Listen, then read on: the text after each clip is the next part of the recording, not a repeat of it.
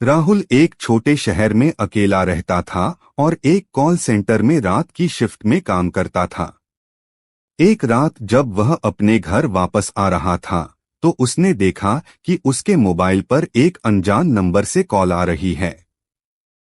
उसने कॉल उठाई, लेकिन दूसरी तरफ से कोई आवाज नहीं आई, सिर्फ हल्की सी सांसों की आवाज।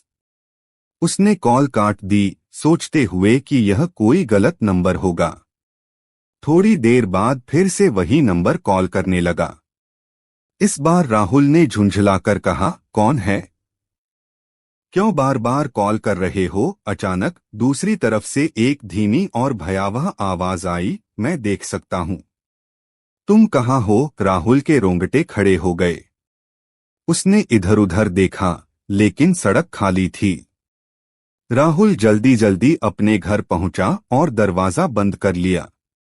उसने अपने आप को शांत करने की कोशिश की और सोचा कि शायद कोई उसके साथ मजाक कर रहा है। तभी फिर से वही नंबर कॉल करने लगा। इस बार राहुल ने कॉल नहीं उठाई, लेकिन जब उसने फोन की स्क्रीन देखी तो उसे पसीने छूट गए। स्क्रीन पर लिखा था, मैं तुम्हारे घर के बाहर हूं। राहुल का दिल तेजी से धड़कने लगा। उसने खिड़की से बाहर देखा, पर कोई नहीं था। वह समझ नहीं पा रहा था कि क्या हो रहा है। तभी अचानक लाइट चली गई और घर अंधेरे में डूब गया। राहुल ने टॉर्च निकाली और दरवाजे की ओर बढ़ा। जैसे ही वह दरवाजे के पास पहुंचा, दरवाजे पर जोर से खटखटाने की आवाज आई। डरते डरते उसने पूछा, कौन है? लेकिन कोई जवाब नहीं आया।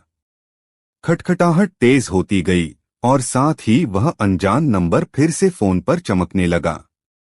राहुल के हाथ कांपने लगे। वह फोन उठाने ही वाला था कि कॉल कट गई और दरवाजे की खटखटाहट भी बंद हो गई। कुछ देर बाद लाइट वापस आ गई। राहुल ने सोचा कि शायद अब सब ठीक हो गया है। लेकिन तभी उसके फोन पर एक मैसेज आया। मैसेज में लिखा था, आज तो बच गए, लेकिन अगली बार नहीं बच पाओगे। राहुल ने तुरंत अपना सिम कार्ड तोड़ दिया और अगली ही सुबह वह शहर छोड़कर कहीं दूर चला गया। लेकिन आज भी जब वह अपने पुराने फोन को देखता है तो उस अनजान नंबर का डरावना मैसेज उसके दिमाग में गूंजता है।